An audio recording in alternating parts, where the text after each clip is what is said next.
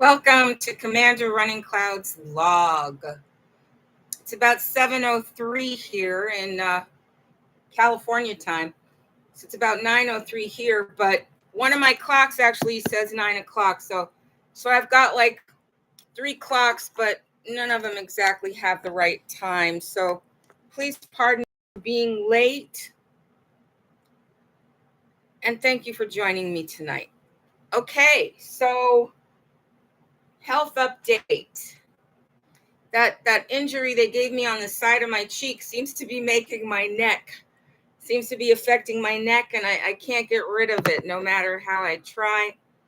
And I'm having a lot of pain in my face, and I'm really angry. I'm really angry that somebody created a bioweapon that makes me age more rapidly than the pace that I was aging, so that within a few months, all my flesh is soft and falling down. And I saw it happen to Karen Hooties. I saw it happen to her before it happened to me. So I know this is a bioweapon, because when you steal a woman's beauty, you've taken something of great value. And we're going to talk about opportunity costs and economics today. And one of the things that women have always bartered with is beauty. Women have always bartered with beauty, because being the reproduction machines, being the source of reproduction energy, women have not always had the physical means or the economic means in terms of time and skill and energy to be the hunters. We couldn't really be the hunters, right?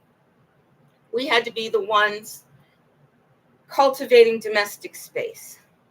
So when the enemy decided to create a bioweapon that would get in under my flesh and strategically age me, they came up with something, didn't they? Because this, I can't get this off, and it can move. So it's alive. And now my neck is aging more rapidly. I know that you might think that I'm just being vain, but I know what happened to me after Marcus deployed that weapon on me. I felt the effects, and if you compare my pictures, you can see for yourself. I was aging, sure, okay? I'm old, but I was aging at a certain pace that has accelerated, and it has me so depressed. Today, between the pain and the new injected injury that I got, yesterday, maybe from Marcus, 2 days ago, and when the food delivery transsexual came by, and then I got these two things. If there wasn't such a tight correlation between cause and effect, I might just think this is just how people get old and it's my turn. But there's been a cause and effect process going on where I get an injury and I know I've been injured, and within days, you can see the deterioration of beauty on me. And it's so funny. I just keep thinking about how Marcus's wife, Kedra, who also participated in planting nanobots in my room, nanobot bugs in my room. Her email address is Texas Beauty Bully. A beauty bully is someone who beats you out of your beauty. And I just keep remembering that today, because I'm dealing with the effects of this. And I see that it's targeting my neck. So I'm going to have a neck like this, and then I'm just going to be too ashamed to show my face, because I didn't have time to get used to the idea. And well, nobody wants to get old, especially a lady, especially a single lady. Okay? Anyway, it's giving me trouble with myself, and that has me feeling like affecting my productivity. Fortunately, though, I'm still here and I'm still kicking. I really love what Chavi Zane said today about, persisting and keeping the old shin up and always coming back and trying to come back better than you were before, never giving up. It's so important to never give up. But what I want to talk about today is the opportunity costs of war. While I was trying to get my degree from Northwestern University, after I sued Gail Bartels, after I sued a European girl in the university hearings and appeals court, my progress in college got really delayed. I mean, they put me on academic probation right away, and I could only get C's, it seemed, and it was really hard. And I had agoraphobia, which means that if I had a class a mile away on the other side of campus, it would be really hard for me to be able to get up and get showered in a public shower, go to the bathroom in a public bathroom if I had to, and then walk all the way down there on a busy street. It was a very psychologically challenging process for me, and I was 17. I had just turned 17. So I missed a lot of class. I skipped a lot of class, and that had been my tradition through junior high and high school. I didn't have to go to school all the time. My mother just didn't make me go to school all the time. And when it was just too difficult for me, I didn't. Like when I was in Ottawa, I was in Nepean Township in Canada, and my class was doing social studies.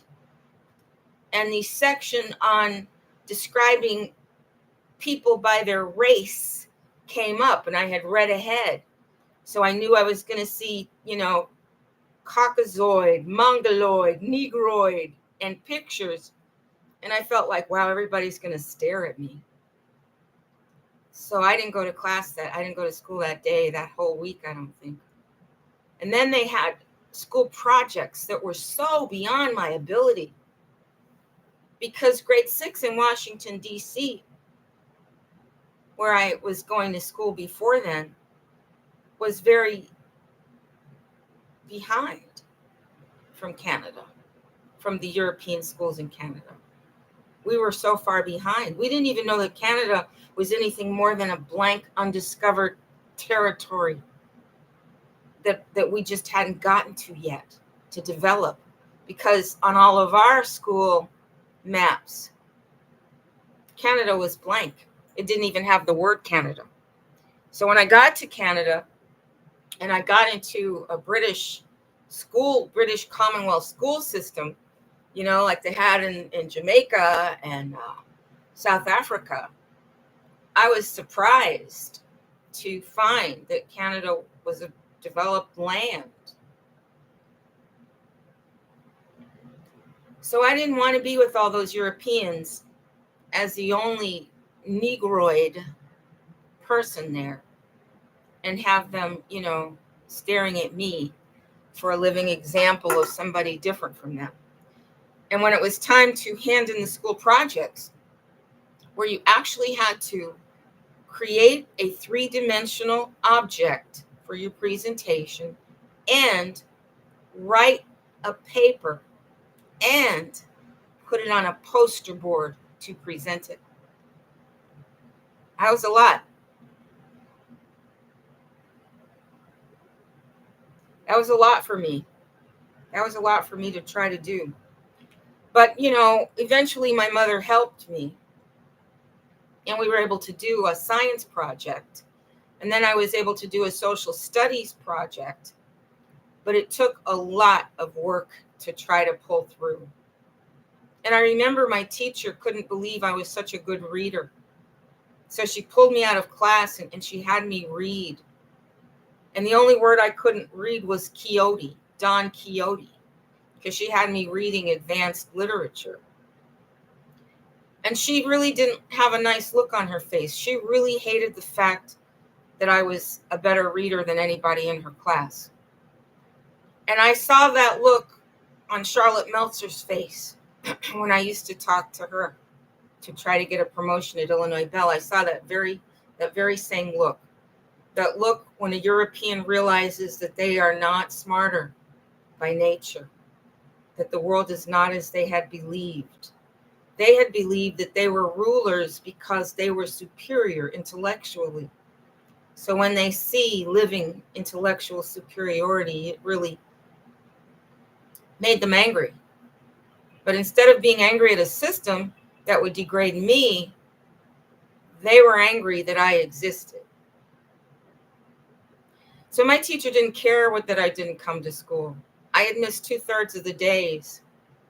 And the state, the province, the city sent a letter to my home that my mother would be in trouble because I was a truant. They called me a truant from school.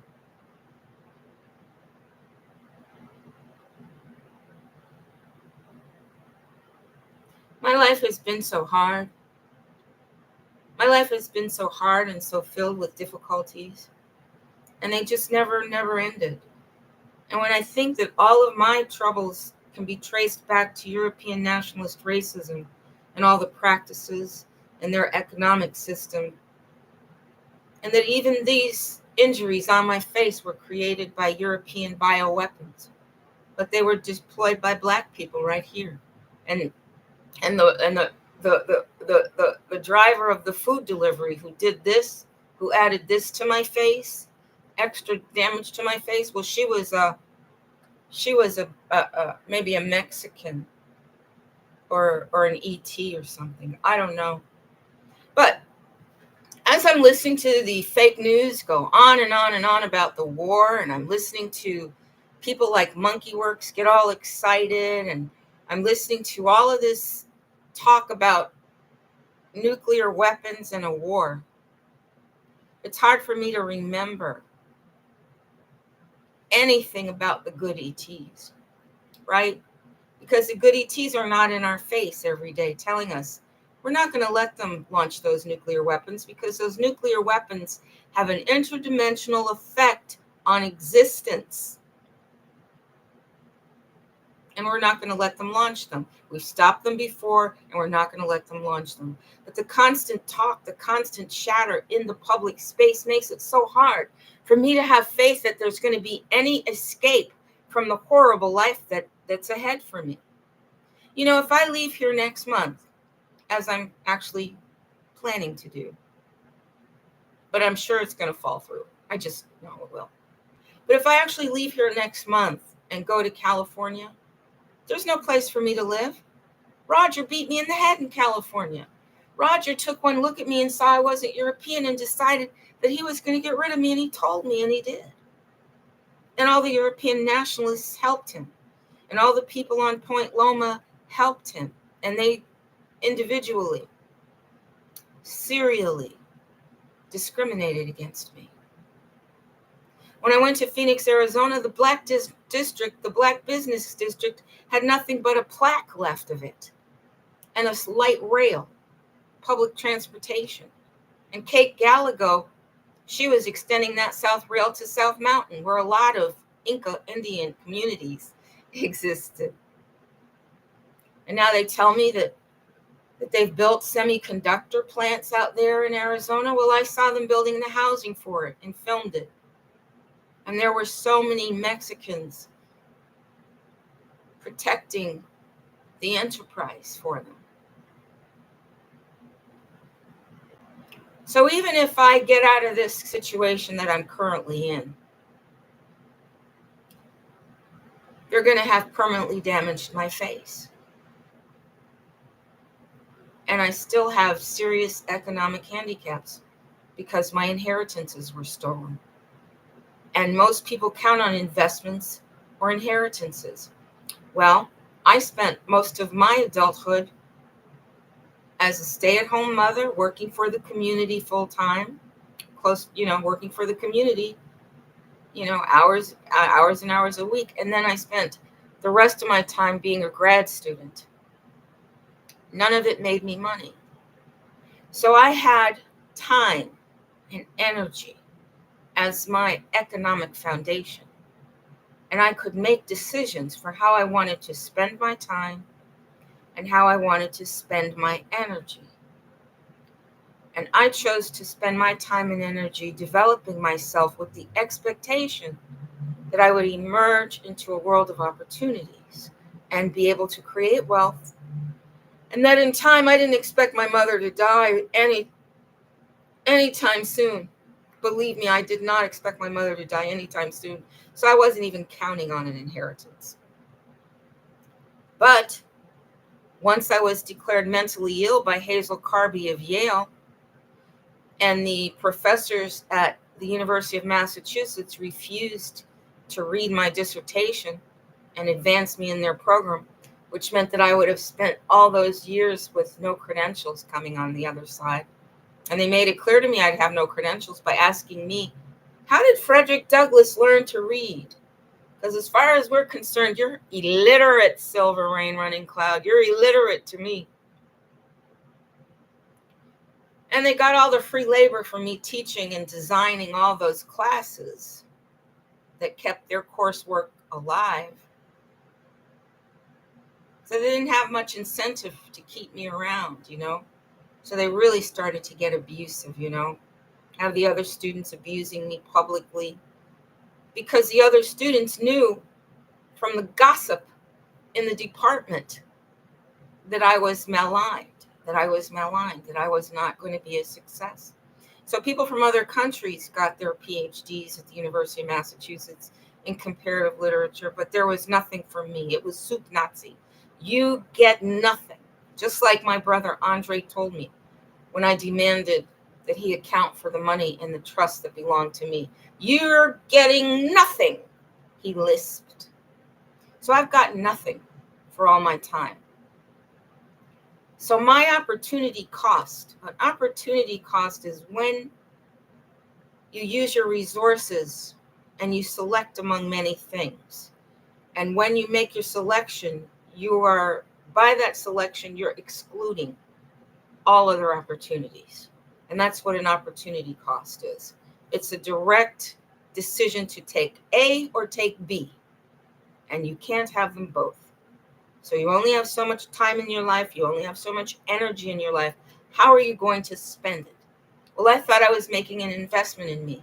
I thought that once I became a doctor of philosophy, I would have a mad, crazy credential that could get me any place I wanted to talk. And talking was what I wanted to be. I wanted to speak out publicly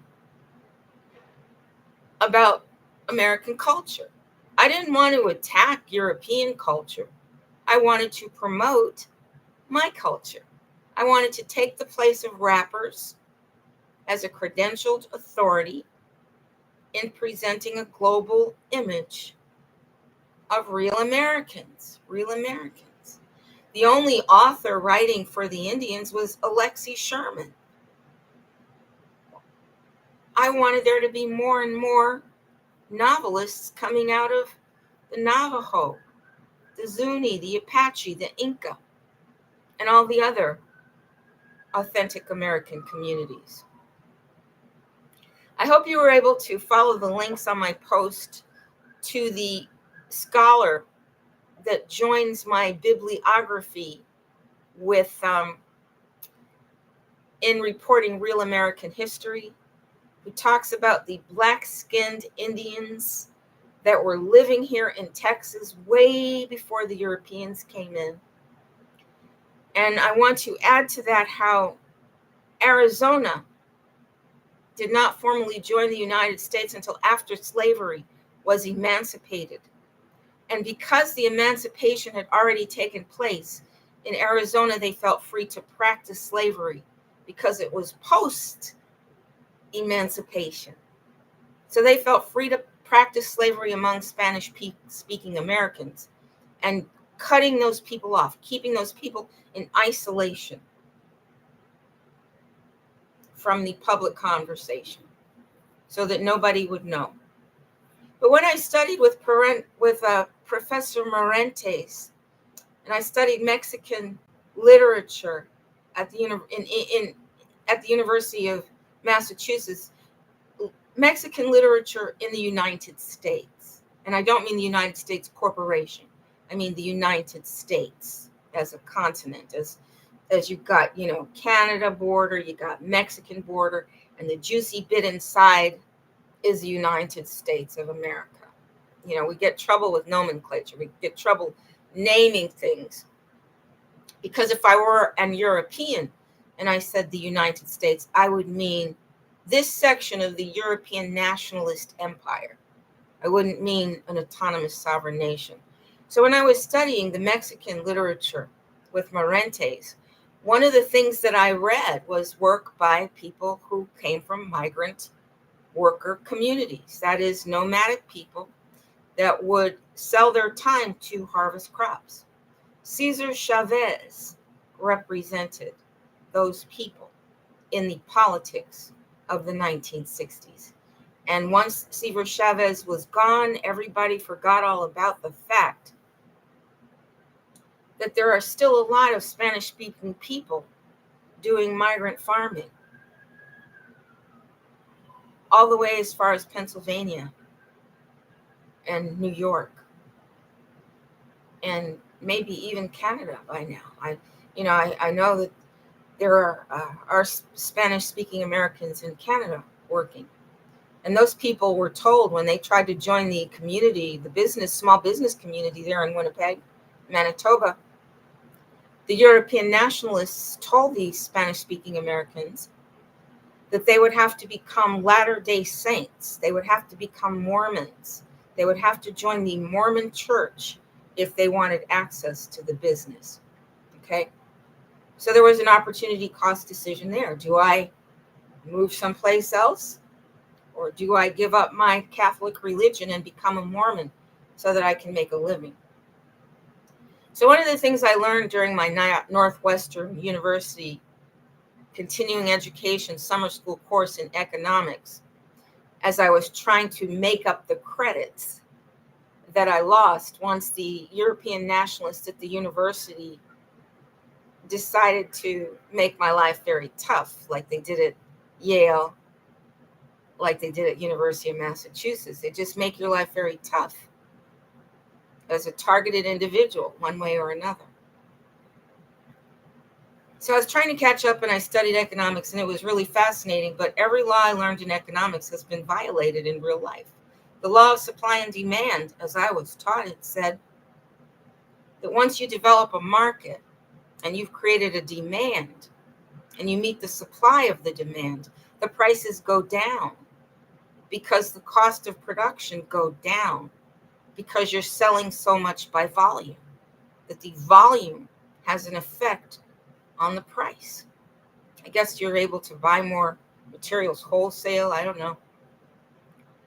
But what we've had happen is we've had one businessman create, against antitrust laws, create a lateral operation where he buys everything he owns from himself. Okay? And Elon Musk is a perfect example of that. Elon Musk wants to build factories with underground mining operations. So he creates a company that does underground mining, the boring company, and he creates a company that produces the widgets and the digits that he wants. And then he creates a company, then he buys a company of social media where he can even control the public opinion to the things he does, as we found out with the Young Turks report on Ted Cruz. I think Roland Martin might have reported on Ted Cruz too, but I didn't see that broadcast. Oh my God, I'm so tired. I'm so tired. And I don't know if it's physical or emotional or the full moon. I don't know what it is. It has me so tired. But I know what it is. It has me so hopeless. The lack of any public information about how we're going to get out of this mess. How are senior citizens going to live when Bill says Social Security is going to be cut? And how are we going to vote for a president when both of the men are incompetent? I mean, I love Donald Trump the way he was. And last night I heard a lecture. Donald Trump was in Las Vegas and he sounded like the old Donald Trump. And it really made me feel fantastic. It made me really miss those days when I felt so optimistic about our ability to change America, to save America from what's happening now. At least a bit of it, you know. I mean, I still had problems with Donald Trump and the Keystone Pipeway that displaced so many American people for European profits. So the specific focus of this conversation is the opportunity costs of war. The Europeans want war. If you've been following the community section of my channel, you can find the ways I've come upon my education about all these things, and you can know where I got my sources from.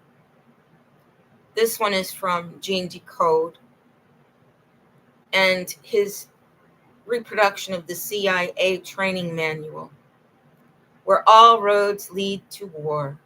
All roads lead to war.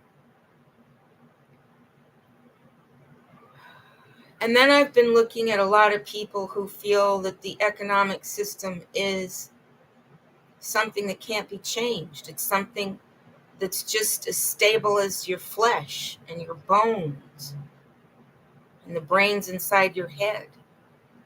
That it's not an invention, a creation that's incredibly biased and corrupt. A lot of people who have had privileges have been able to secure their future through the stock market, through investing in the stock market. And a lot of them feel very confident that they're going to be just fine, no matter what comes and no matter what happens. Well, as a graduation from Northwestern University president, my mother gave me $2,000 worth of Gould stock back in 1977. Well, it wasn't long after she gave me that stock, and it was a tech company, that company went out of business and they liquidated all their stocks at a loss. And they sent me a check along with an expired stock certificate. And that was the end of that stock. When I invested in Coinbase, they stole $500 directly from my bank account using unauthorized ACH access. So that let me know that anytime those owners want, they can make cryptocurrency worthless. And we know from Madoff that could be the plan. How do we know? And if it happens, we know that the SEC, the Securities and Exchange Commission, another European-owned foreign agency posing as a protectorate of American people, we all know that they're going to make sure that whomever is designing the next con, the next Ponzi scheme, is thoroughly protected. Maybe when they're 80 or 90, they'll get found out and prosecuted, but their children will run away and disappear, right? And just put out a press release that says they're dead. And because the people that read the press releases and publish the material are part of the conspiracy, they're part of the group, they're in the same ethnic group, as a matter of fact, the rulers of that commodity, news, they're going to be able to get away with it, with saying, oh, I died, but nobody got their money back.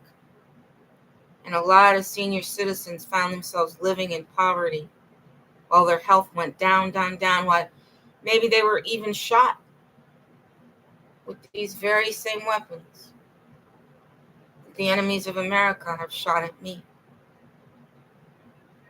to make me old and sick before my natural time. There's so much here that's hurting me so much. But I'm going to try to keep going on. I'm going to try to be objective and finish my lecture, because it seems my job is waking you up, right?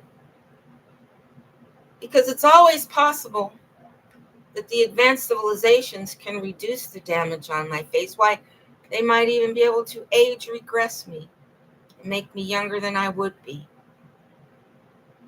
Wouldn't that be nice for me? But I can't sit around dreaming about stuff like that, right? I can't sit around thinking that that's a reality, especially when I hear But so many bad things are headed here towards us. And we've got so many people that believe that the economic system can't be changed. And we've got so many people here that believe they have the right to profit from death and genocide and misery. And we've just got so many people here. I mean, Cornel West, in that interview on the Young Turks, if you got to listen to it, Hank Ugar, did an interview with Cornel West, who's actually a presidential candidate. And Cornel West was talking about American morality and how everyone is afraid to stand up. Things that I've talked about myself, But there's no political machinery for anyone to stand up upon, because our enemies have all the power. They control all the power, and they're going to push us into war. There was an opportunity cost in the American economy. There was an opportunity to make sure that senior citizens had housing. Well, I'm looking at housing in San Diego, and I'm seeing 200 square feet of space for $1,500. Well, that's more than the average Social Security payment. And 200 square feet of space, less than 200 square feet of space, is barely enough room for a twin-size bed. It would be smaller than where I'm living. So living here at this hotel in Houston, Texas, is giving me more space than I could get in California for less money. Here I'm paying $1,200, well, more than $1,200 a month for this space. But I get internet.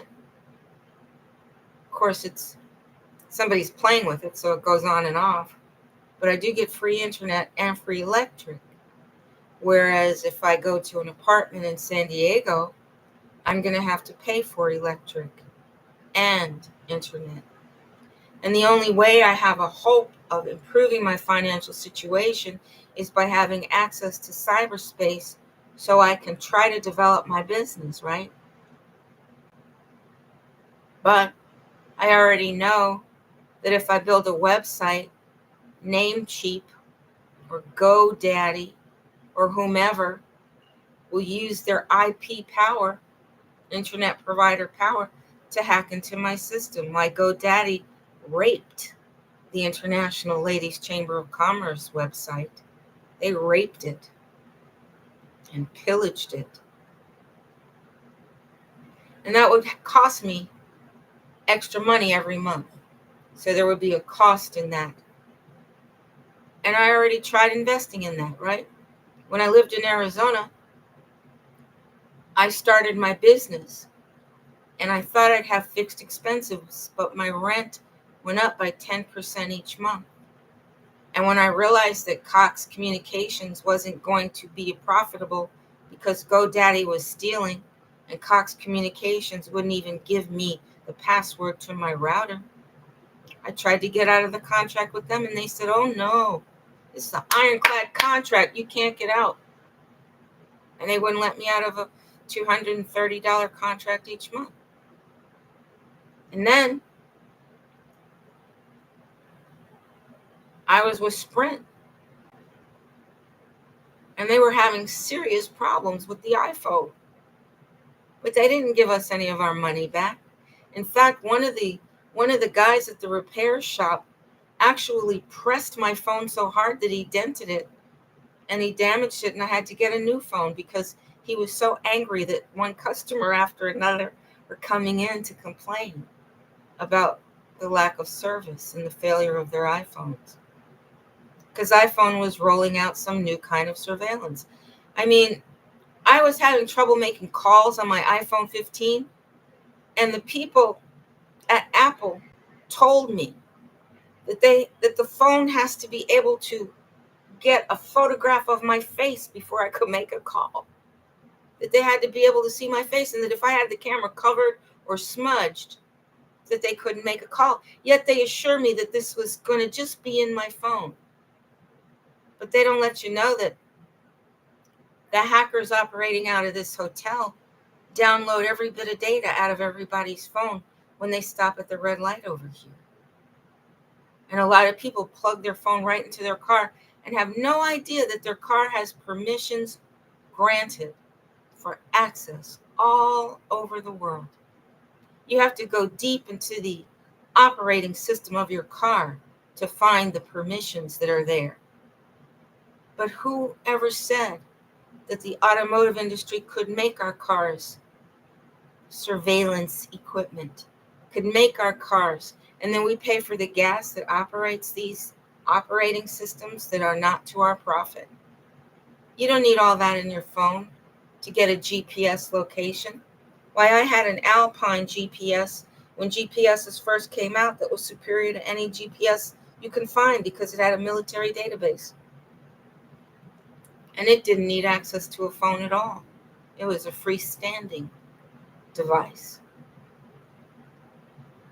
So one of the ways that they trap us into being their slaves in this economy is by giving us just enough of something we want and then making it a Trojan horse for a lot of stuff that they use to their own advantage. One reason why you can't get a keyboard on your phone that works without a lot of mistakes is because every click you make is work. And every bit of work you do is commodifiable. So people can even trade the clicks on your phone in a secret and private economy where they actually get paid for it. They actually get some kind of currency that they can exchange for goods based on your work, based on you making mistakes on your keyboard. And your keyboard is designed to increase the number of mistakes you make because somebody profits from it. They profit from your labor.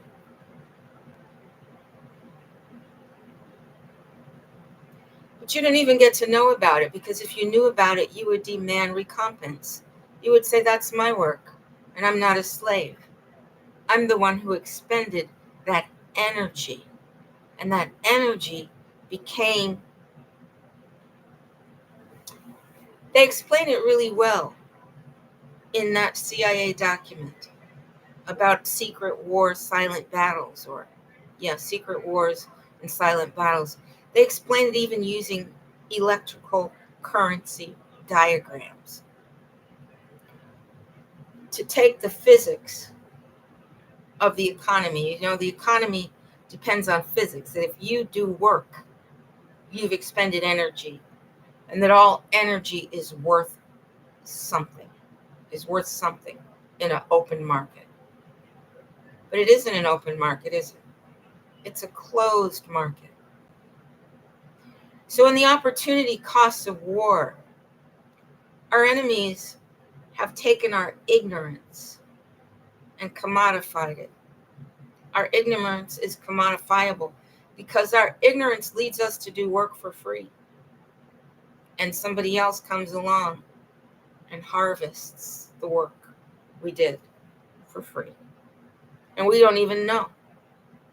We didn't even know that we were a part of an economy when we did that work. We didn't even know we were contributing to someone else's profits.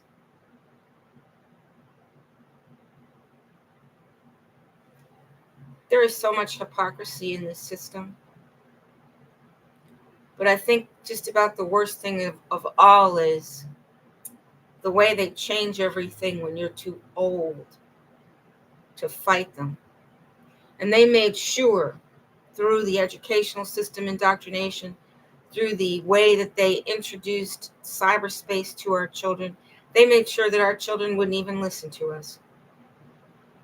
That our children would no longer see elders as a source of wisdom that you would need to lead a good life. They discredited us all. One of the first ways that they discredited my generation was by creating DARE, DARE was a program mandated by centralized educational administrators designed to prevent children from taking drugs. Meanwhile, Big Farm was providing all kinds of stimulants because they were finding out that children that had evolved could be diagnosed as having ADHD or autism when they were just often in evolution. Okay? They were often a form of evolution. A lot of kids with autism expressed what do you call it? They expressed a specialized form of advanced abilities that were hard to identify. And then they had that ADHD, which cyberspace absolutely promotes. Business coaches were even teaching you got to learn to multitask. Yet when kids were born with the ability to multitask, in order to stop them, to slow them down, to disable them, to keep them under the control of the system, they were treated as patients, put in the medical system. So you're getting all this propaganda, don't use drugs, but you're getting all of these drugs inserted into your life, right? And plenty of encouragement to start drinking. A lot of the millennials would pound, they called it pounding shots. They really relied on alcohol because DARE told them not to use marijuana. And that was really multifunctional. For one, a lot of the hippie parents and the post-hippie, I'm the transitional right after hippies, we didn't get a name. And the hippies were considered a part of the baby boomers, but so was my mom. So, they give these little tag names to the generation. But the hippies were a specific group of people, okay? Hippie was a culture. And a lot of the hippies smoked pot. And none of them were addicted to it. And pot generally made people mellow, okay? You didn't find a lot of people fighting in the streets after smoking marijuana. They were more likely to chill out and fall asleep. But they were more likely to be mellow. Well, if you got war on your agenda, you don't want people who are becoming peaceful, who are finding peace. You want angry drunks fighting each other, being belligerent. So what DARE did as a program was it made children judge their parents who were smoking pot or parents who had smoked pot because they used indoctrination and propaganda to make marijuana seem evil and drinking less evil and pills for recreation bad. But pills to control your personality, essential. You even had the school social worker involved with dosing the kids, didn't you? Sure you did. Sure you did. Because they wanted all of us under control. They didn't want us to evolve. They didn't want us to reach the next level. So a lot of us didn't. But this is the awakening. This is the awakening. And we've got solar energy, and we've got good ETs amongst us. And we've got a lot of people suffering so much from the economic environment that they're willing to try anything to get the politicians and the business leaders to care about us. It's hard having creatures living in your body. And now they're jumping around in my face. I'm so sad about that. And I'm so sad that another person, other people actually attacked me when I did nothing to them. I didn't kill their children. I didn't start a fight with them. And they attacked me, right? They attacked me because I'm righteous. They attacked me because they didn't like the things that I was talking about, the crimes against the children of Houston, the crimes against the children. They didn't like me trying to help the children, trying to be their teacher, trying to be their summer camp activities provider. They didn't like that. Because when you want slaves, and you even want children to be slaves, you really do not want those slaves to imagine another life for themselves. That's one reason why the myth of slavery became so dominant. Because it became easier to control people when you tell them that they wouldn't be in the world if it wasn't for you. So you better be beholden, and you better show some respect for their authority. The millennials also had to watch South Park, Beavis and Butthead, Married with Children.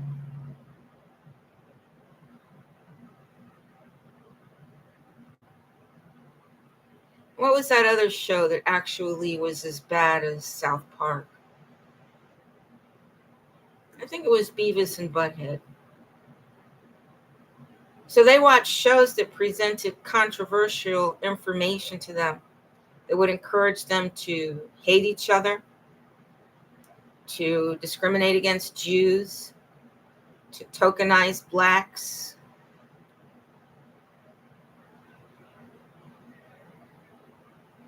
to be comfortable with sexual conversations. South Park did so much damage to the education of the millennials and made stupidity seem like something admirable, something you would strive for, much to their detriment. So you're getting all these messages from shows like Married with Children, from programs like Dare, that your parents and your grandparents are not worthy of your respect. And then you're getting all these messages that you should be a drinker, you should be comfortable with promiscuous sex, you should be willing to take ecstasy and other mind-altering drugs like mushrooms. Ayahuasca is popular among the scene now, right? A lot of the millennials or people younger than that, they're talking about taking ayahuasca. Isn't that what the latest thing is? I don't know. I just know that if you escape from drugs, it's not going to change this reality. Okay? It's not going to change this reality. Escaping the world with drugs and drink is not going to change this reality. When you come down, you're still going to have to deal with this. And if we let the senior citizens in my generation have no place to live and not be able to afford food and be taking so many medicines that they don't even understand the contradictions and the interactions of these medicines, and living in a world that's so unsafe that you can't even go for a walk, somebody might shoot you in the face with a bioweapon, or I don't know what else. I don't know what other risks there are. I just know that I'm feeling incredibly exhausted, and I had 2 cups of coffee and 2 energy drinks, and my energy is still lagging like this. And I don't know if it's the full moon drawing my energy. I don't know if it's depression over the hopelessness I see in the future and the lack of presence of alternatives. I don't know what it is, but I sure am feeling tired. But I hope by the time I'm doing free advice with Silver Rain free advice about life with Silver Rain Runningcloud tomorrow, where I'm going to be experimenting with peer-led online cyberspace group therapy. I'm hoping people will attend because I'm too tired and mentally depleted to come up with a topic and talk about it. Uh-oh. They're outside my door. And they usually try to break in. Yeah, they're outside my door. Oh my God, one of them's even sitting out there, and I heard them touching my door. Oh my God, they're smoking weed. Hey, don't smoke weed there. It comes inside my door. Don't smoke that weed there. Go someplace else. It comes inside my door. There was so much marijuana blowing in here last night that it woke me up. And blowing in here today, maybe that's why I'm so tired. Because there was so much marijuana blowing in here today. You know, they made a noise at my door. They try to break in here every night. They try to break in. Look at that. They try to break into my room. They try to break into this room. So it's not safe here. But if I go to San Diego, I can't afford a better class of people. Right? And we know that most wealth in America comes from inheritance. That the wages do not pay enough for people to even be investors. And we know that every time the investors always want to see a rise. They always want to see a rise. So it doesn't matter if you got a raise or not, your rent is going to go up. I remember seeing a young European girl crying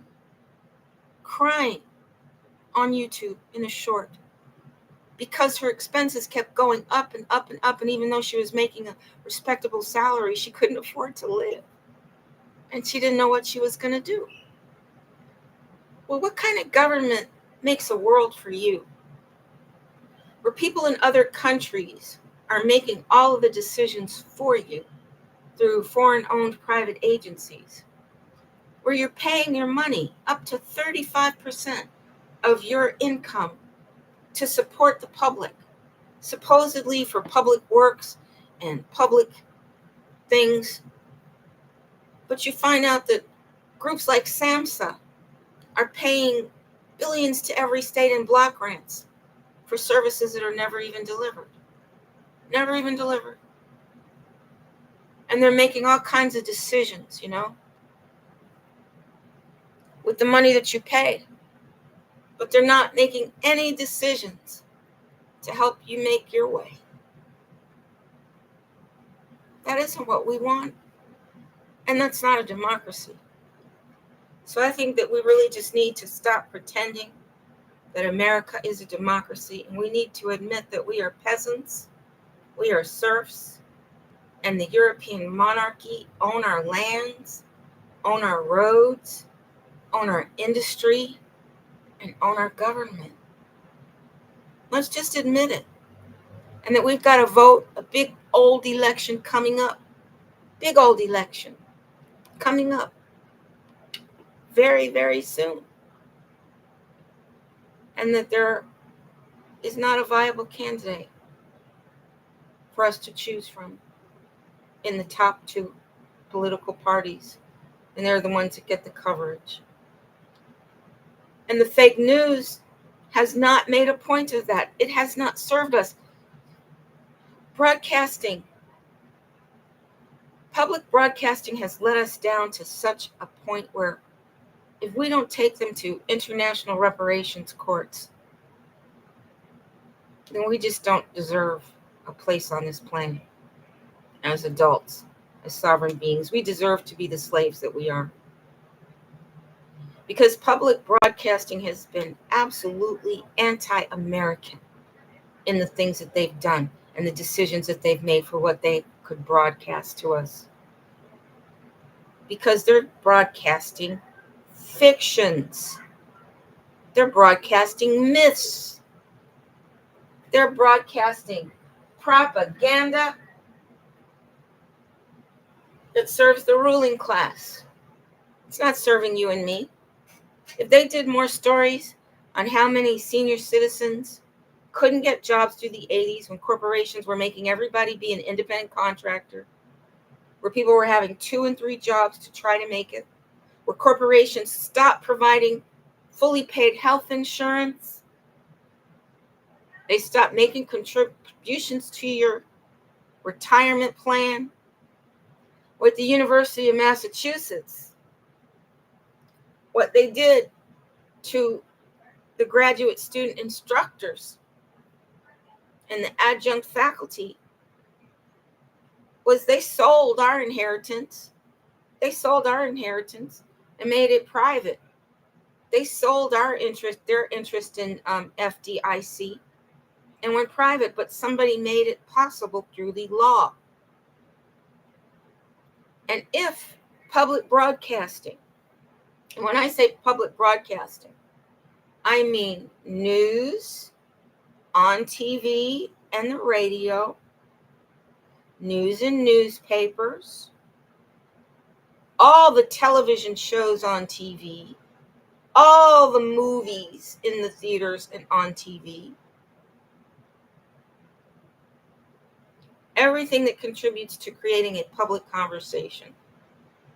People rely on the news and the public square, right? Public square. We rely on the public square, the town crier. We rely on this to tell us what the issues are, right? To set the agenda for what we'll talk about when we're making small talk at work or in the grocery store or on the street. We get our agenda for public discourse from public broadcasting.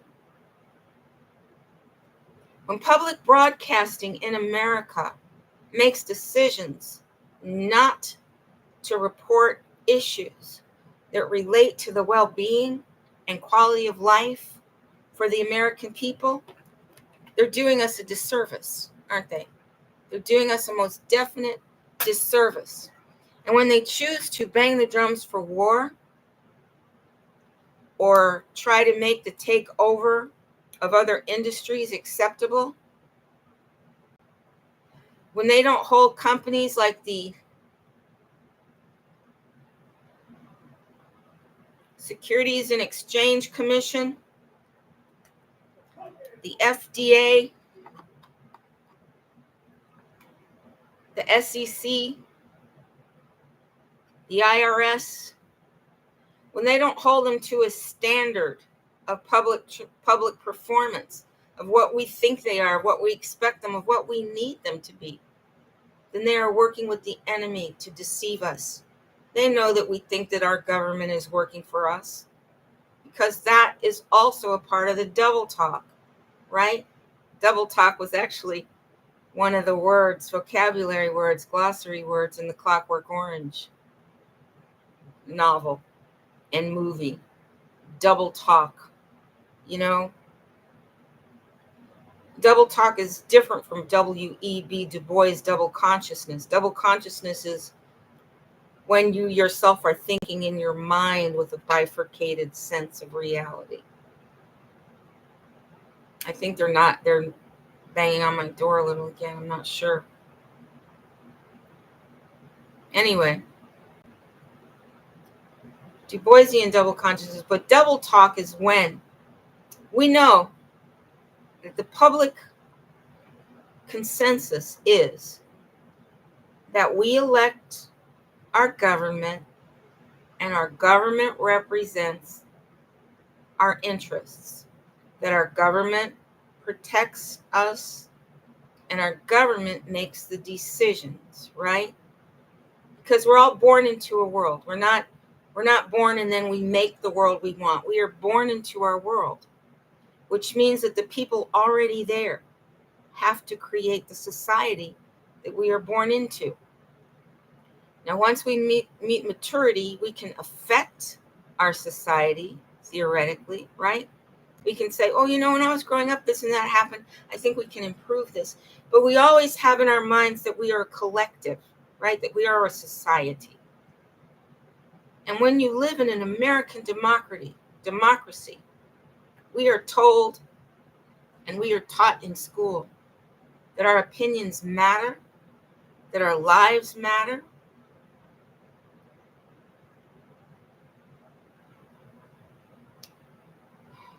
And it isn't true. It really isn't true. Now, I listen to public broadcasting repeat the things that they hear from one community in America, a community of refugees that we saved from World War II. One refugee community that was murdering the other found themselves rich through the space program, through NASA. And they were able to educate a lot of scientists at public expense. They were able to have a lot of government money supporting programs, and they were able to advance, but still keep their ideas that they were better than everybody else. And the other group of World War II refugees also believed they were better than everybody else. And they believed that God itself, God, wanted them to murder and kill and take over Arabia. They believed that their God was everybody's God, but that their God found them as people that were extremely special, and that the other people that God created should be dead. And they brought that idea into America. And they brought that idea into America. And organizations like SAMHSA and Social Security already had the ruling class appointed. So when the immigrants from World War II came, a lot of them got jobs in the government. A lot of them got jobs in social services. And a lot of them got to set policy and make decisions about how the economic resources would be distributed.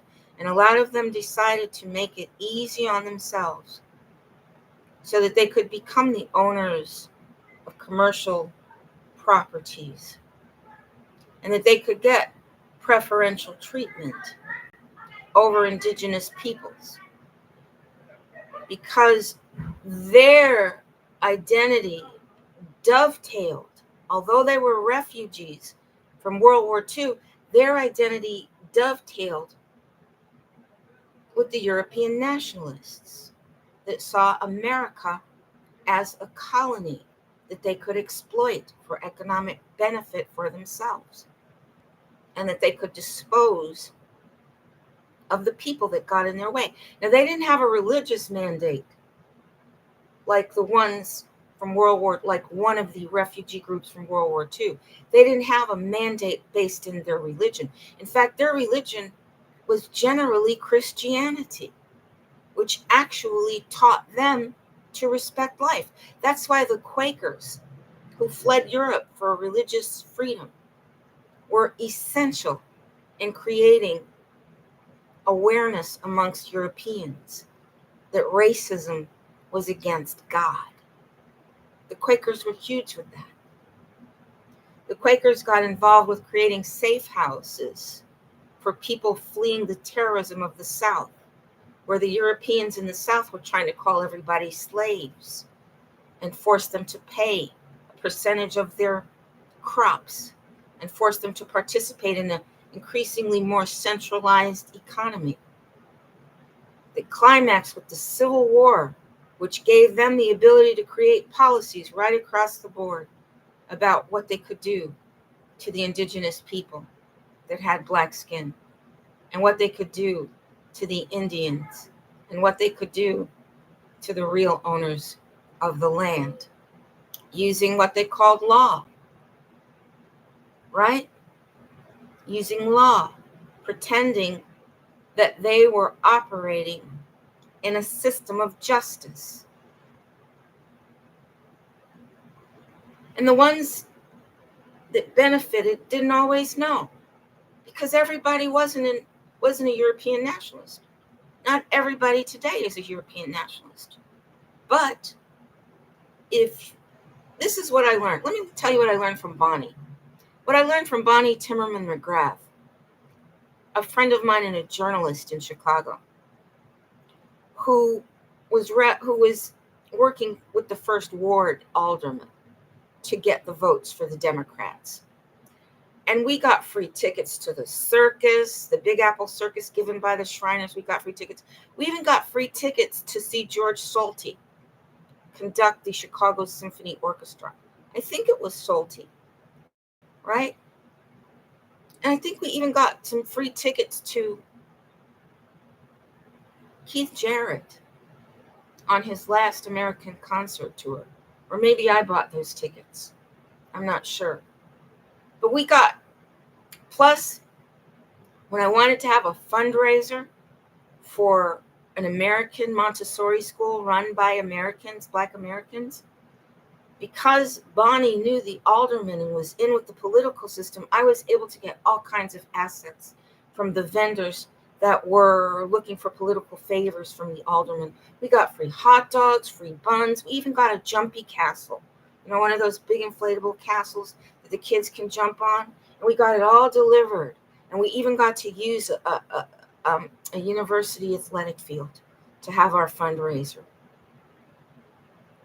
And that was when I decided, I said, politics are great when you're on the winning team. Politics are amazing when it gives you access to economic resources. And if access to economic resources is controlled by politics and depends on political favors and political relationships, then being on the right side of the political system is all you really need to have a good life, right? But when you're an Indigenous American, see, she was the child of World War II immigrants. World War II immigrants who were given such great access to economic success in America that they were able to first manage and then own an apartment building in Rogers Park, a far north side Chicago community. They came right over from World War II Europe into a cushy economic system. And they got to be the owners of low-income apartment buildings. So they could exploit Indigenous Spanish-speaking Americans and work their way up to the point where they could buy the property. And then when they retired, they sold the property and it was worth millions. So they were able to retire on millions and live in one of the best condominiums that they built on the Gold Coast of Chicago. The Chicago Gold Coast started to really advance with real estate properties just as that group of World War II refugees were selling out their investments that they were given entitlements to on public money. Meanwhile, Indigenous American families like mine are struggling to get promotions from their kids that somehow become our managers. Just like that. So when you're born non-European in a European political system, then you're an automatic loser. And there's nothing you can do about it. And maybe one of the immigrants or children of the immigrants will let you get a few crumbs off the table, but you will never get a seat at the table. You will never get to be entitled to the rewards and profits of America based on the land that the indigenous people owned. So Europeans know, but don't know, that the reason that they are able to enjoy the bounty of a productive economic system, the reason they're able to be stock market investors, cryptocurrency investors, real estate investors, is because the entire system robbed me, exploited me, and gave the profits to them. Now, if you're benefiting from that system, you don't want to admit that. You don't want to admit that because then your conscience will oblige you to make that up. That if you get to have a big house in the suburbs, you want to be sure that the landowners of America get their ranches back.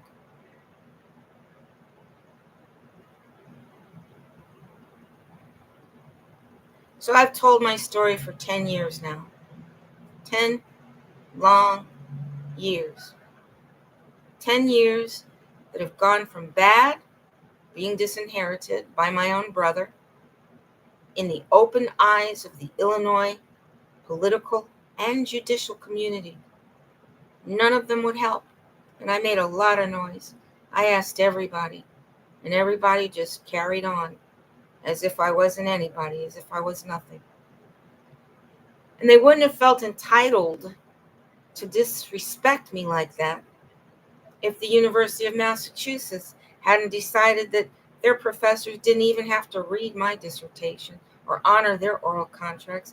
They didn't even have to give me a credential that I could use to benefit myself and lead to my success. They didn't even have to do it. But the University of Massachusetts professors wouldn't have dared to abuse my human rights if the foreigners, Hazel Carby from Europe, Vera Suskinski from Poland, Henry Louis Gates from America, educated at Cambridge, in the Boulay black class of sellouts, of Uncle Toms, of accommodationists, who know that they will be winners if they help their European cousins. And that was how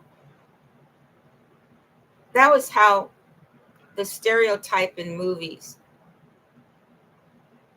of the evil mulatto, the tragic mulatto, that was how that got started.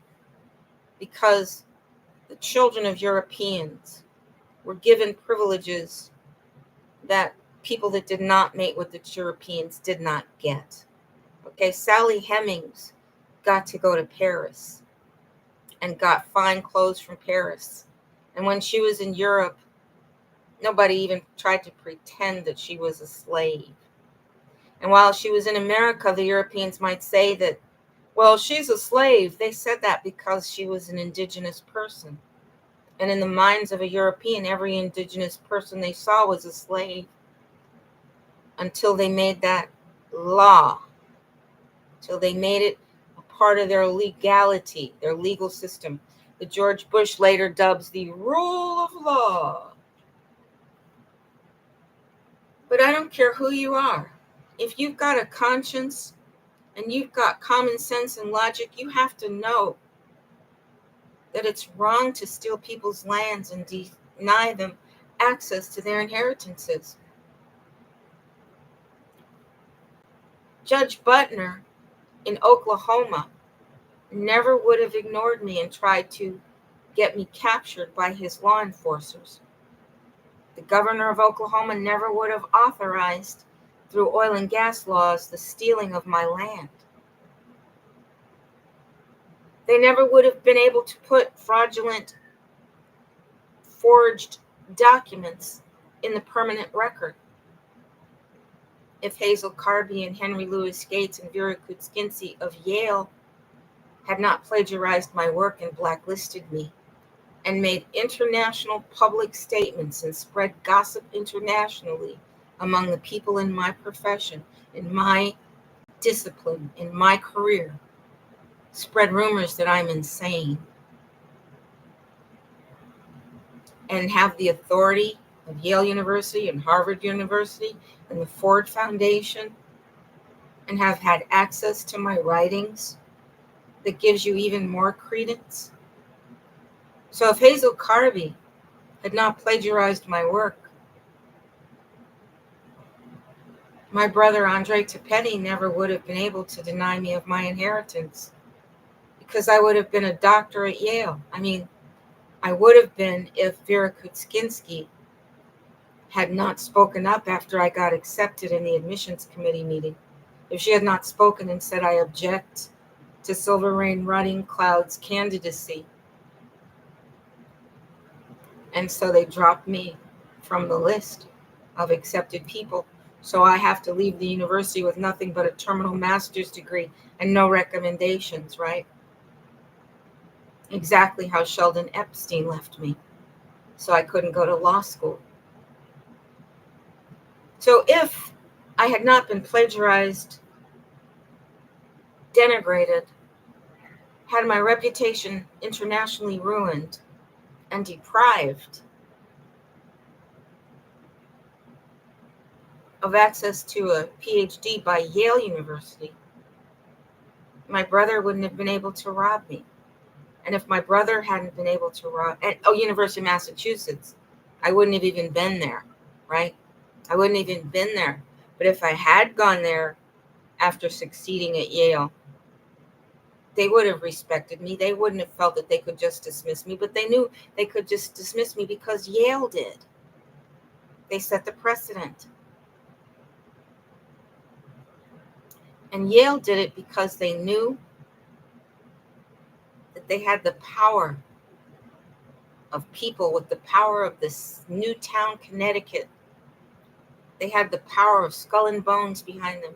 They had the power of European nationalism, global, behind them.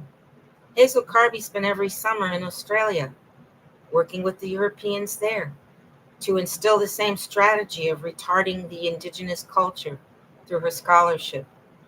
Hazel pushed the Black American scholarship back 100 years. She didn't do contemporary Black authors. She did authors from 100 years before, from the Harlem Renaissance. And she told people all over the world that American Indians were dead. She published it. And they're not dead. Go to a powwow. We aren't dead. Whether we're from the East or in the prairie, prairie tribes, or the West Coast Mexicans, wherever we are, we're not dead. We're still here, but they're working hard to kill us, I'll tell you that. And now, concentration camp is where I am. Well, they wouldn't have been able to put me in this concentration camp if everything before had not happened. Now, if Sheldon L. Epstein at Brunswick Corporation had not been able to file a confidential EEOC document, then I would have known much sooner and been able to address the fraud. But instead, he ran away to hide, to profit for the rest of his life for stealing intellectual property from Northwestern University students that he started with me. I was the first Northwestern University student that he robbed. And Sheldon left me in a situation with no recommendations, not a single one. You can't work for Brunswick Corporation for 4 summers in a row in the law department as a legal trainee and learn everything a patent and trademark corporate lawyer does and learn everything a real estate lawyer does and get no recommendation from them and expect to have a career in law. So Sheldon knew that he was killing my future when he made the decision to profit from my work and make sure that I would never rise to be his boss or the boss of any other European, that I wouldn't even be able to have a career. Well, if Sheldon Epstein had not made it impossible for me to go to law school, Yale University never would have plagiarized me and blacklisted me and created an international reputation for me that I was insane. And if Yale University had never been able to do that, the University of Massachusetts never would have been able to ignore me until I drop out in despair. And if I had never had to drop out in despair, well, I would have a PhD from somewhere, wouldn't I? And that would be my proof that my brains were certified. I wouldn't have had to work 10 years in the social media minds, creating blockchain property for every social media operator and every IP address that I contributed to, but nothing for myself. You see? So let me bring this back to opportunity costs. I've already shown you how a chain of event can ruin a person's life. And you tell me where I go from here, right? I don't have my inheritance, which is how most people have money for investments. And we know that the history of corporations and their behavior towards employees during my lifetime shows a rapidly decreasing commitment to taking care of people in their old age. And we know from looking at the savings and loan debacle created by the Bushes in the 1980s and the Bernie Madoff debacle created in the 1990s, and whatever they've got planned for now, I think it's the bankruptcy of Social Security and war. We know that when people reach senior citizen and they're no longer as vital as they used to be, and they had been expecting one thing all along, and they find themselves impoverished, cut off from help, cut off from the political system, and left to suffer, we see they end up homeless. We see they end up surrendering to a medical system that's going to kill them. We see them dying because their bodies are weak. So when a pandemic hits, they can't live because they're so depleted. Not to mention what was in the jab. So we see a trend, don't we? We see a trend where our society, and they're very bold with it now, right? Because they imported a lot of people to live in America, just like they imported the World War II refugees. They imported the World War II refugees, and we got NASA. And NASA created a lot of products that enhanced the private industry of the European nationalist communities, that let Elon Musk launch space-borne weapons into the skies above us, and we don't even understand it. We haven't even been taught. We're just told that it's going to give us better internet, and isn't that what we want? Crumbs from the table of the rulers of the world, crumbs off the napkins of the elite, crumbs from the floor of the kitchens of the ruling class. That's what they've left for you and me. And if you're not a European, you don't even get those crumbs. You get the Morgellons fibers. You get the bioweapons.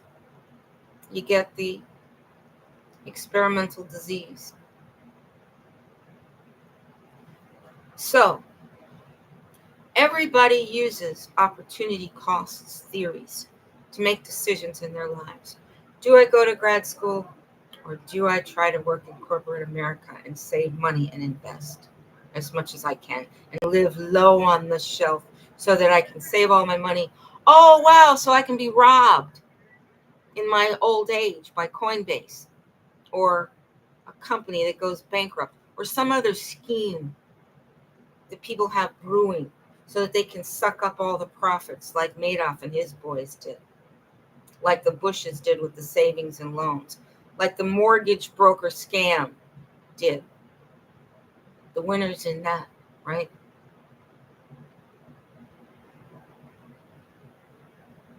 In order to make good decisions about your personal economy, how you're going to spend your energy, how you're going to spend your abilities, how you're going to spend your time.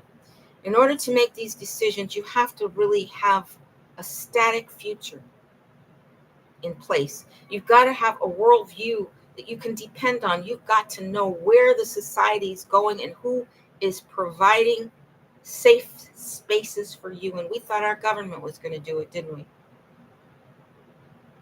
But Social Security sold out a long time ago when they made sure that the World War II refugees would get plenty of money. That's not a new strategy that comes in with the border immigrants. I call them the border immigrants. And the border immigrants were brought in here by the ruling class for the very same purpose that the World War II immigrants were brought in. Europeans and indigenous Americans, through the hippie movement, were getting a little too friendly and falling a little too much in love with each other for the ruling class that wanted to keep everybody at odds and competing and in trouble. And they wanted to create an imbalance that privileged Europeans so that they could send more and more of their people over and get preferential treatment in the economy, the economic system.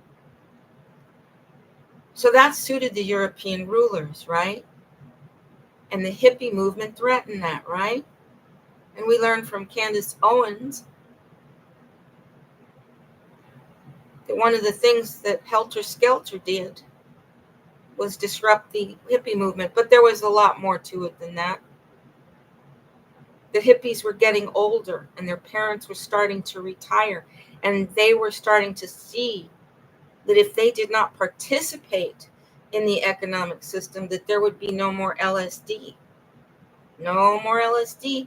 If you don't have the money for a tab, and if mom and dad have cut you off because you won't get a job in the company, then you're not going to have any more LSD, and cocaine is coming. Yeah, baby.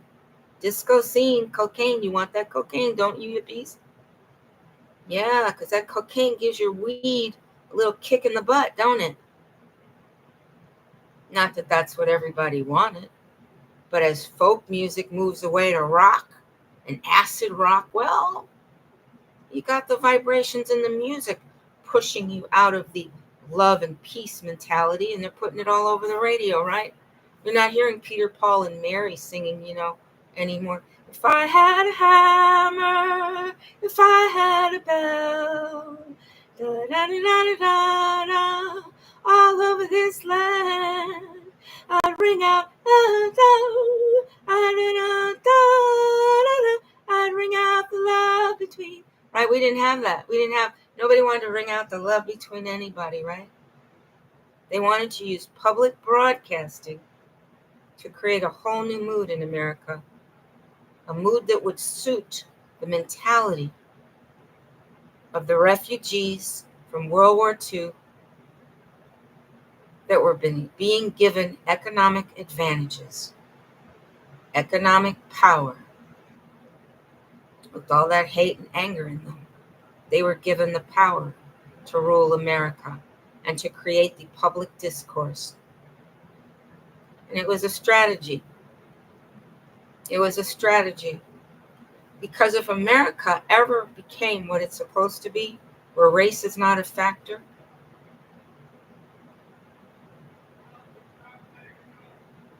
then the Europeans would have to compete with people like me, people that work every day, people that have honed their skills every day since they were preteen. They wouldn't have as much time for vacations or leisure, and they wouldn't have as much money for it either. And they wouldn't have as much of that feeling you get when you can step on somebody's head and break all their fingers, and you're sadistic and greedy.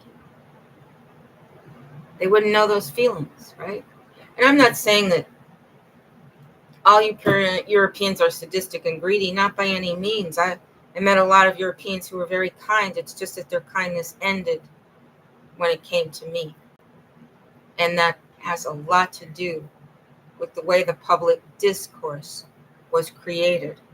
That's why I think it's going to be critically important to bring producers and news reporters into reparations courts to face the music for what they've done, for the way that they have promoted anti-American sentiments and promoted European nationalist racism in everything they've done. If it wasn't for European nationalist control of public broadcasting, my story would have been told the moment I published my book about Ivy League faculty plagiarism. What they did instead was derive from my work, derive from my story, and create the whole college elite cheat scandal, where Europeans we're told that mommy and daddy are buying your way in. But isn't that true for all of them? If they're getting privileges that they didn't actually earn because European nationalist racism is a platform for them to climb up upon and be better automatically. And look at how it's affected our society. We haven't had a good invention since Steve Jobs invented the iPhone, invented the Apple home computer.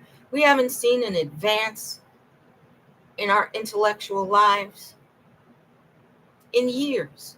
Why, Terrence Howard, and he's not European, he's the first excitement we've seen since they promoted Einstein, who's not as smart as he was promoted to be. So let's say that Terrence Howard is the most exciting intellect we've seen since Nikola Tesla, the Siberian, the Serbian that came to America, who was cheated by Westinghouse, who made patents the way for thieves to hide the intellectual property that they steal, with the full protection and endorsement of the Antitrust Division.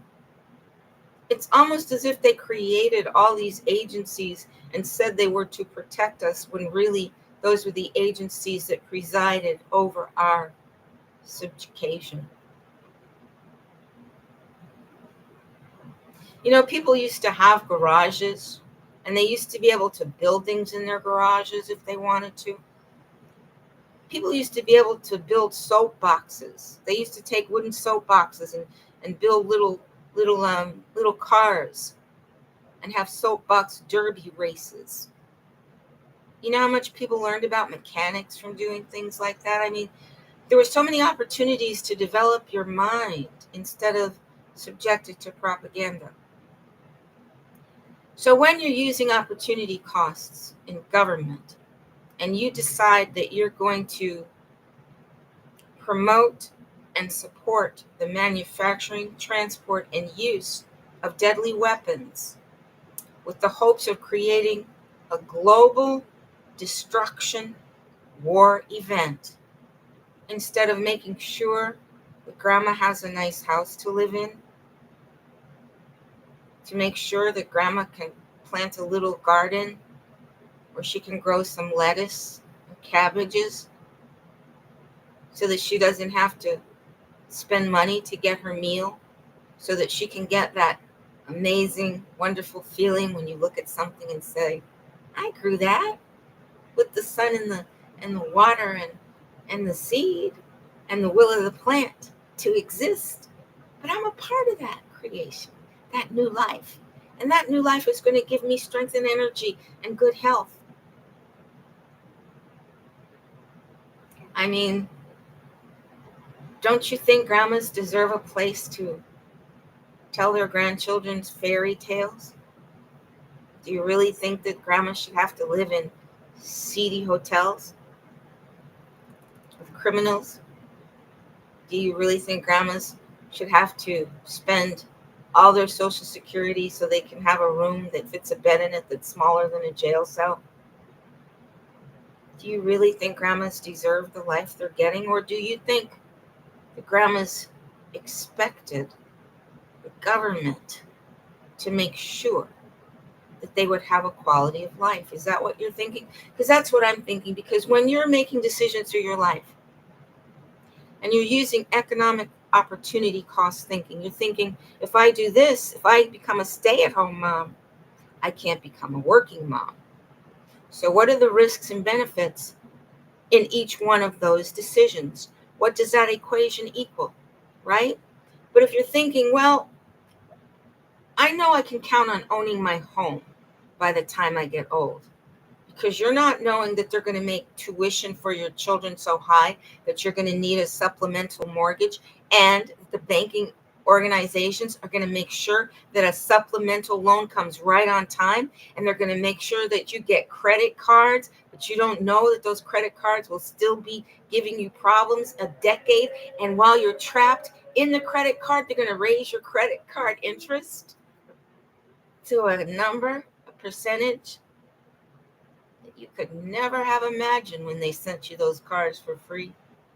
and made you think it'd be so easy and so wonderful to use a credit card. And at first you said, oh, I'll only use it for emergencies.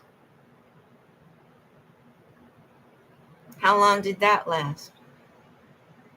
And then you get increasing prices on things, so it costs more and more and more to keep up. And then you've got the utilities where nobody's really working.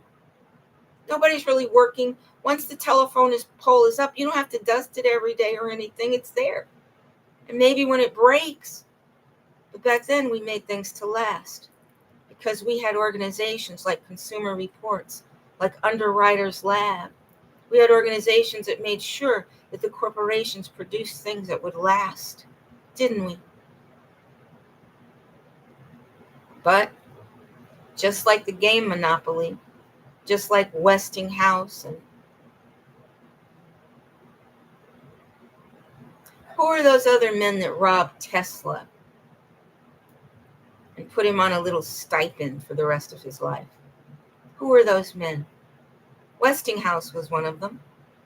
And everybody who didn't agree with the scam was murdered on the Titanic. Isn't that right? Because they had money for the luxury life, so they targeted the luxury class and made sure that the unsinkable Molly Brown would have to fight for her life. So they sabotaged their own people that got in the way with this future becoming our reality, because this is the future they always wanted.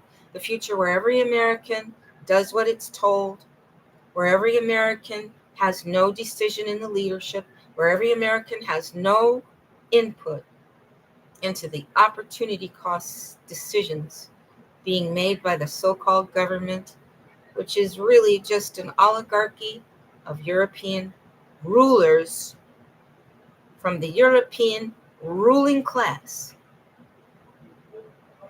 You see, when you're making a decision using opportunity costs, you're making a decision based on a stable end result, right? You're expecting certain criteria to be met at the end of the term that this decision is in action, right? So when I made the decision to go to graduate school, it was with the belief that I would own my house, right? I figured that inheritances from my mom and stepfather would be of more benefit to my children than myself. That would get houses for my children, that would make sure my children could afford to reproduce children without a lot of job stress, to make sure that my children could have companies and plenty of land and vacations and luxury products and whatever it was that they wanted that money could buy. That was pretty much where I saw my mother's money coming, because I didn't know my mother would be a victim of medical malpractice. Ironically, she started her legal career as a personal injury lawyer specializing in medical malpractice because her husband was a medical doctor. So she knew that she would be able to access the professionals and get professional consulting advice for her cases. She would have access to the expertise to decide, is this malpractice or not? And that was back when people didn't just make malpractice a frivolous thing, where they're in cahoots with the judges and in the medical industry and trying to get big settlements. But Mom did get big settlements. She got multi-million-dollar settlements. But it took her over a decade for it to work through the court system, right? But in Flint, Michigan, those small cadre firms of lawyers will be able to get that personal injury settlement and profit much, much more. They'll be able to get their millions much faster because they're working with the state. And the state is aligned to help them use law to cheat, because they're all on the same page. They're all in the same club. They're all working for the Bar Association of Europe. They're all working for the Queen of England, right? Because the Bar Association is British, and you cannot get standing in an American court unless you pledge allegiance to the British. I tried to do pro bono on my case in Oklahoma, not pro bono, I tried to represent myself, whatever the legal term for that is. And they told me in Oklahoma, while the Department of Transportation was trying to steal more of my land and destroy the value of my land by cutting through my land for the second time since my family owned it, they told me I could come as an observer, but I could not represent myself and protect my land. And they had enough laws set up that said we could take it if we want to. And guess what we're going to do? We're going to take the land of the Americans, because we know where all of y'all are at, because the census told us. We know your race, we know your address, because the census collected all those records, and all we have to do is access the census record and come over to your house. It'll be as easy as finding a Mennonite in the Finger Lakes using the Mennonite locator maps that they sell at the Mennonite stores. At least they did in the 90s. I'm sorry. At least they did in 2009, 2008, 2007, when I lived in Penn Yan, the Finger Lakes. So when you're making an opportunity cost decision, in every life decision is an economic decision, because your energy is your resource. Your body is your resource. Your mind is your resource. And when you use, and your body's going to be commodified. You're going to use your body as an economic generator. So if you are counting on the government making sure that grandma can have her kids over and bake cookies and have a backyard for them to play in and be able to tuck them into the beds in the guest rooms of her home. But when you take all that away and grandma's living in some kind of public housing with 300 square feet or 200 square feet or 500 at the max square feet of space, and she's surrounded by predators, and she can't get legal representation, and she can't get good medical care because there's a whole cancer industry waiting for her, waiting to diagnose her. Oh, it's cancer. It's cancer. Come on into the club. It's cancer. We're going to get rich now. Let's do some surgery on her. Let's give her all these drugs. But we thought the FDA would protect us, not pimp us out. So it's very hard to make your decisions using opportunity costs if you cannot count on a stable economy that you're personally living in. Everybody in my generation thought we'd have a house by this age because our grandparents had homes that they owned until they died.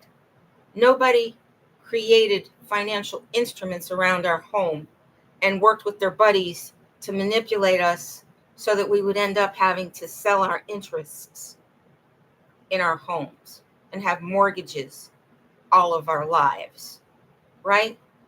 But then they say, yeah, but you had choices. You could have done it right. There was no way to do it right.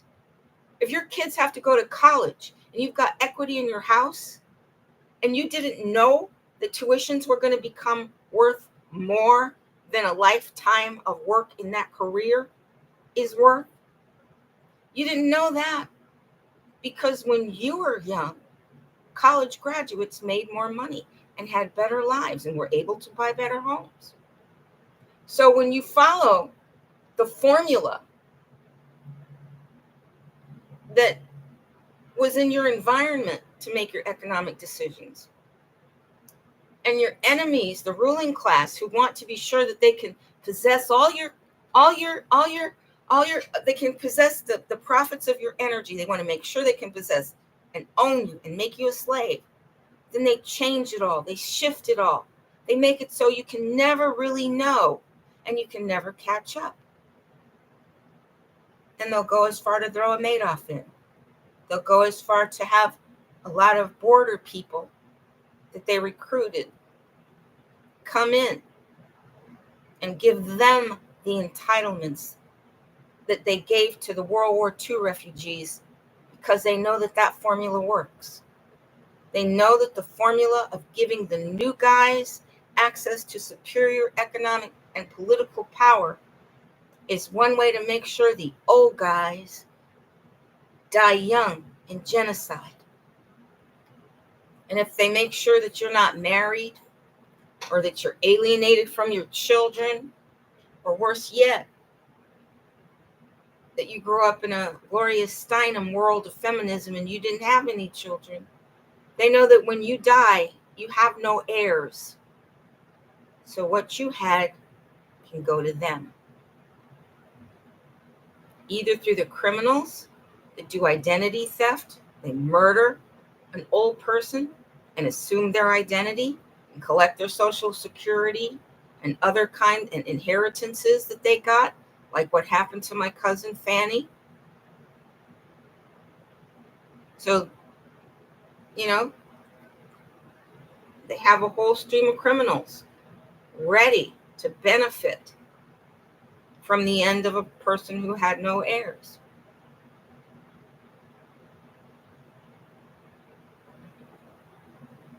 So, when it comes to opportunity costs, our government has decided that they would rather spend our money creating war.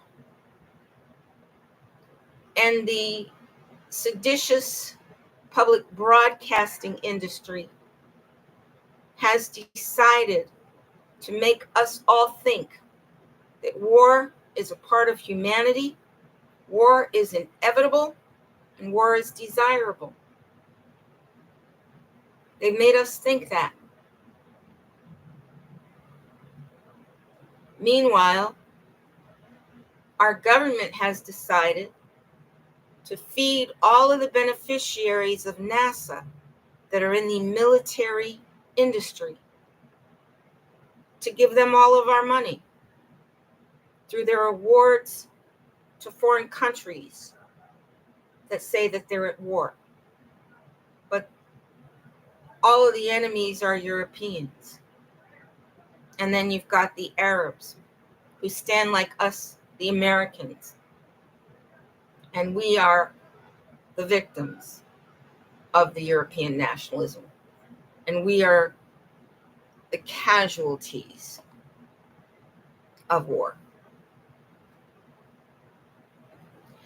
So when you are making your decision about how you're going to spend your life, and how you're going to train, and how you're going to prepare for your old age, if you did everything right like I did, but your enemies in the ruling class and all the other European nationalists you came across all the way made sure to sabotage every plan you made,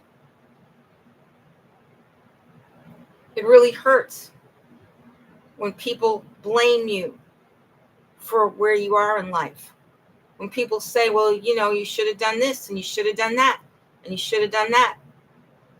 And the reason why your life is a hummy is because you didn't do it right. Well, I did it right for the time. But the strategy is to make sure that when you get to the floor, the European nationalists are there to pull the rug out from under you. We don't want war. War is not inevitable. We want control of the real estate industry. But you want to know what they did in Arizona? They built a lot of new houses. In fact, they built a lot of new houses right across the street. Remember when I showed you the construction they were doing right across the street? Well, here we are a few months later. There are a lot of bright new shiny houses and an American flag. Always fear when the Europeans put up an American flag. That means we're proud of stealing, because we're Americans. And they don't mean American like me. They mean European nationalists that use the American flag like you would capture the flag. They use it to mark their territory that they've taken over. So over there where there could have been a soccer field for the children to play on, the children that actually had to live here, They put a great big dangerous highway and no crossing lights there. And they made sure that when you try to cross that street, the cars would honk their horn at you and come speeding around the corner, because the road gangs have been orchestrated and deployed here in Houston. Road gangs, big part of the equation.